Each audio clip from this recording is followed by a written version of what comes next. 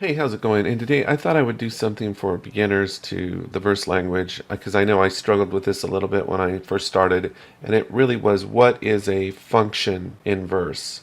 And I don't know why it gave me so much problems in the beginning. I just thought it'd be good to go over what a function is and just in real simple terms. So what I have here in the game, if I hit start, it's very simple. I have a trigger device, and based on a value that I put in the code, it will print a different message. So here, if I cross over it, it just prints out regular priority.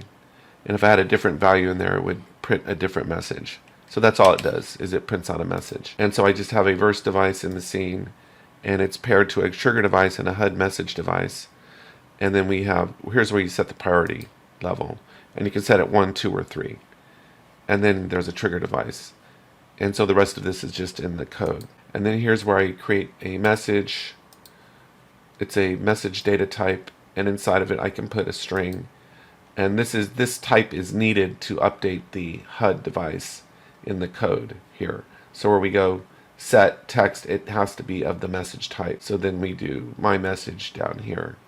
And that's how we update the HUD, the text on the HUD. This code right here has two functions in it. So this first function, actually its primary job is to take in the trigger event and then to get the text from this function here and then set it on the HUD device. So this essentially, it gets and sets the text, really is what it does. So here on a function we give it a name, and here I've just called it get text, and then in the parentheses we have what is the input, and then we put colon here. If there is no output, it'll say void here. So whenever you see void, that means there's no output. If there is output, then we specify the data type of the output. When we call get text, right, we call it here. I think this is what's confusing in the beginning, is that when we call this function, right, what it's asking for is an integer. It requires an integer in. So here we set an integer of 2, right? We're calling the function here.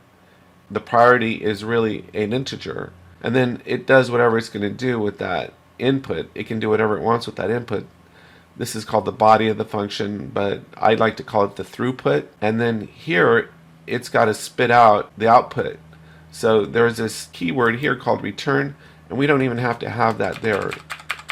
We just need to have the output. But you can put return just to make it clear that this is its output right here. So when we call the function here, right here when we call it, it's going to return its output. So then we need to put that output somewhere, and we can do it by using the colon equals operator. And this is something that confused me for a long time too, this colon equals operator, because it wasn't clear what it is. And you can think of it as an assignment operator in a way, but it's a shortcut assignment operator where we don't have to specify the type. We can just assign whatever the return value is. But this is kind of a trick to help you learn verse, is that we could put the type in there. But this is supposed to save us time, but I think what it does is actually creates confusion sometimes, because it might not always be clear what the return data type is. What is the return data type? It's a string, right? So instead of writing out the string here, we just put the colon equals operator. But look, if I just type in string, it's no harm or foul. And in a sense, this is almost better this way because it's clear what's happening. And this is not a variable, this is a constant. So then once we have that constant, we can set the text on the HUD device. So this is a basic function. It takes in an input, it gives out an output, it takes in an integer, it puts out a string. It has to have the output specified down here. Then to get that value, we can use the colon equals operator to assign it to a constant.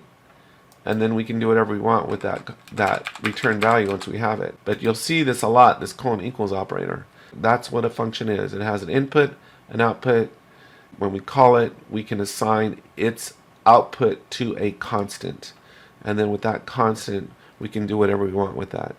You know, it doesn't have to be assigned to a constant. It could be assigned to a variable as well. And that's all. So I hope you found this of some help. Take care, and I'll talk to you next time.